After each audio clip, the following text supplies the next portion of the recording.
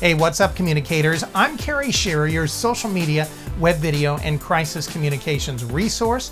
And today, I'm going to show you how to do a great Periscope broadcast. You know, live streaming video has been around for years, but Twitter's new Periscope app has made it super easy to webcast live from your smartphone. When you install the Periscope app on your smartphone, browse a list of Periscope feeds, and check some of them out, you'll see a wide variety of broadcast types and quality levels. Besides the general public treating you to shots of their adorable pets or revealing tours inside their refrigerators, many popular social media news sources like Mashable, traditional radio and TV broadcast stations, even police and fire departments and other public agencies are doing Periscope broadcasts. Now, for organizations, I think it's a great way to give viewers a peek inside, behind the scenes at your organization, let them interact with company staff or monitor news conferences, public events, and other things that you might put on. But there are some basics, I think, to doing a great Periscope broadcast, and I want to walk you through them right now. If you do these things, your Periscope broadcast will look and sound professional, be head and shoulders above everybody else, and serve your audience very, very well. The first consideration is camera work. I recommend, whenever possible for your broadcast, using a tripod with a smartphone mount. Now, this is a smartphone tripod mount. This is the Joby Grip-Tight, and I'm going to link to it for you in the show notes. But there are many types of smartphone tripod mounts out there. This mounts directly to your tripod with a threaded hole in the bottom. Goes on any standard tripod, and you just slip your device into the tripod mount like that, and it holds it securely with a strong spring. Next, you're going to need a tripod. Got one right here. It doesn't have to be a fancy tripod by any means, doesn't have to be expensive. This is a $29 plastic Amazon Basics tripod.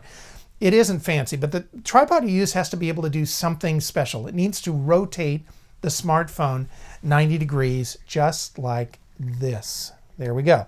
Smartphone is now vertical. Why is that? Well, because at the time I'm shooting this video, Periscope will only shoot vertical video, and you have to orient your phone in a vertical position to be able to actually broadcast on Periscope properly. You need a tripod that's going to rotate 90 degrees like that. Because any normal video is always intended to be shot and watched horizontally, most of the smartphone mounts you'll see will only hold your smartphone in a horizontal position. That's why you need a tripod that has a platform that's going to rotate from the horizontal position 90 degrees up to vertical to hold your phone properly for Periscope.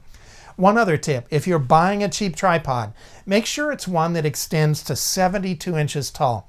When you look online, you'll see a couple of different types of tripods. The shorter 60-inch tripods online will not let you raise the camera high enough to eyeball level with somebody who's maybe 6 feet tall, and it's not going to see over the crowd as well as a 72-inch tripod. The next consideration is audio. You need to use a plug-in smartphone microphone to get great audio. The built-in microphone on your iPhone is not going to cut it. Microphones designed for smartphones have a specific plug, and I'm going to show it to you so you can tell the difference. It looks like the one on the left side of your screen. It's called a TRRS plug. See, I'm going to make you into a techno geek yet. See the 3 black insulating bands there? They're separating those 4 metal contact sections. That means it's a TRRS plug. A standard microphone is going to look like the one on the right with just 2 black insulators and 3 metal contact sections. Some of them actually just have 2 contact sections. So you cannot plug that kind of microphone plug into a smartphone and have it work. Clip-on lavalier smartphone mics like the Rode SmartLav, the Movo PM10, or MXL's MM160 are designed for smartphones and tablets. They have a TRRS connector or adapter cable. They correctly match the impedance, and the microphones get any power they need to operate through the connector on the phone. I've tested every one of those microphones, and they're all perfectly matched for smartphones and tablets. You should use a clip-on lavalier microphone if you're going to go on camera, or if you are providing any kind of play-by-play narration of what people are seeing.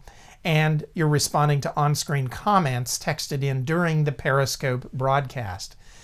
There are other options such as a wired mini shotgun microphone. One example is the MXL FR310 shotgun. This is a directional microphone that you can use to pick up better natural sound of an event, perhaps pick up audio from a nearby PA system speaker that's pointed your direction, or even use it for close-range interviews. Another option is the MXL MM130 handheld microphone. A handheld microphone is a great choice. If you're interviewing somebody, you can just pass the microphone back and forth. If there's several people who are going to host different sections of your Periscope broadcast, it's easy to hand the microphone back and forth. So there's some microphone options for you. So far I've discussed how to support the camera, how to get great audio, but what about best practices for conducting the broadcast itself?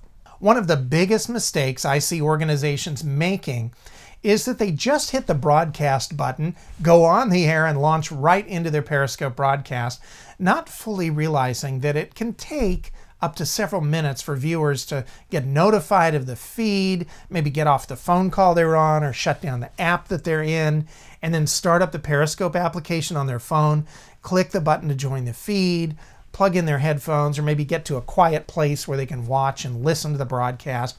It just takes a few minutes sometimes for some folks to get all ready to watch the broadcast. Now, some Periscope broadcasters may announce what's going on right at the beginning, but then they don't consider that there's that time lag for many people to hop onto the feed.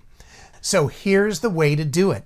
First, make sure the title of the broadcast is as descriptive as possible so people know exactly what your broadcast is about. For example, community heroes are being recognized in a ceremony at Springfield City Hall. That is a nice descriptive title. Next, hit the broadcast button to start your webcast, but wait 15 or 20 seconds before initially introducing yourself and your agency. Just make sure the camera is pointed at something. Maybe it's a logo or a shot of where you are that gives people a feel for the location. Now, I feel it's critical for each Periscope broadcast to have a host. That could be a public information officer, a media spokesperson, a marketing specialist, yourself, whoever it might be at your organization who is comfortable with being on camera or at least on a microphone and knows how to handle a broadcast. So after you start your Periscope stream, your host can say something like, "Hi everybody, this is Bob Smith at the City of Springfield. Welcome to the broadcast. We'll be getting underway in just about 30 seconds as we honor our community heroes here in front of City Hall." There's a nice opening to your Periscope. If you have questions, you can tell people, just type them in and I'll get to as many of them as possible. That buys a little time while people log into the Periscope broadcast. Then you can officially kick it off by repeating that information after maybe 30 seconds or so. Thanks so much, everyone, for joining us. This is Bob Smith at the City of Springfield, and we're live in front of City Hall as we honor our community heroes who have volunteered hundreds of hours to make Springfield a better place to live. Mayor Kumquat is now stepping to the microphone to hand out the awards. It's important during brief pauses in the action during an event that you're broadcasting on Periscope to hop on that microphone and restate what's happening for the new viewers who have joined since your original introduction. You can just say something like, "Hi, if you're just joining us, we're live at City Hall for the annual volunteer recognition." You might want to do that 5 times during a broadcast. This is going to help you retain those new viewers and let them know what's happening. You can get a good idea about when to do that by watching the number of viewers on the broadcast. It's right there on your Periscope screen, and if that number keeps climbing, you can keep doing periodic recaps of what's happening because more people are joining your broadcast and you want to retain them. Now, a word about camera work. I recently watched a live Periscope broadcast. It was actually from Hollywood, and it was done by a major organization, and they had 2 people in front of the camera. But the thing is, you could only see half of each of the people because they were standing too close to the camera and they weren't standing close enough together. So make sure that when you plan your broadcast, the host or interviewee knows exactly where to stand, and that that standing location is an appropriate distance from the camera. Because it's vertical video, you are going to have to be a little further away from whatever you're shooting, people or maybe the podium at a news conference, to get that whole scene into a vertical frame. It just doesn't work as well as it does with a horizontal frame. I also just watched a Periscope broadcast that an agency did from an outdoor event, which was really hard to watch. It looked like amateur home video because the inexperienced camera operator, if you will, for Periscope was constantly panning their handheld smartphone back and forth. They were clearly just using one hand. There was no apparent purpose, no rhyme or reason to the camera moves. It was jerky and it was shaky. I couldn't hear the host. They weren't close enough to the microphone, so I just turned it off. Here's the thing, shaky camera movement looks even worse on Periscope because at the time of this recording, Periscope only broadcasts a narrow band of vertical video. It doesn't do the horizontal video. I think that narrow window just amplifies poor camera work. Honestly, I cannot wait for the horizontal mode to be programmed into Periscope because video is meant to be viewed horizontally. So whether you're shooting handheld or your smartphone is on a tripod, make sure there is purpose to every one of your camera moves. If you want to move, let's say, from point A over to point B, here's how you do it. Now watch this. Start on point A and hold there for a few seconds. Then make a slow, deliberate pan over to point B and hold there for maybe about 10 seconds. That'll give you time to decide what's my next camera move. You can kind of glance around and see, oh, there's some action over there. So then you make your next move right to there and you hold there. Make every camera move that you're going to do deliberately. And if you're handheld, be sure to use both hands and turn with your entire body at the waist. Don't just move your arm, don't just move your wrist.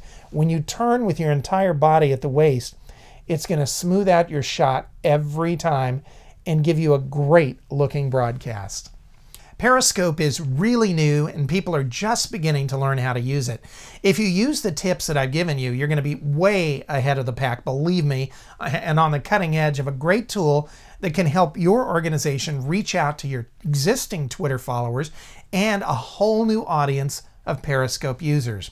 As you might imagine, Periscope has huge implications for any communicator involved in emergency or crisis response because it allows you to go live, if you will, on the web with your important messages unfiltered by the news media. And when Periscope finally implements that horizontal shooting mode that I know they're working on right now, the media will be able to pick up your feed and put it on the air in the proper mode so it looks great on HD TVs. Well, I hope you found this Periscope training useful. If you're watching this anywhere but on my blog, please go to caryshearer.com and scroll down underneath the blog post and the video, and I'd like you to put your comments there in the comments box. I would love to hear, are you using Periscope now? Do you plan to use it? If you're using it, how have you used it? And what kind of success have you enjoyed with it? Go ahead and put that on there. And then also on my page, I got a place where if you'd like to join my email list and get periodic tips and tools and techniques for Periscope and other social media and web video tools, I will be very, very happy to have you on the list and send you information periodically. So thanks so much for watching this. I appreciate it, and I hope you have a great week.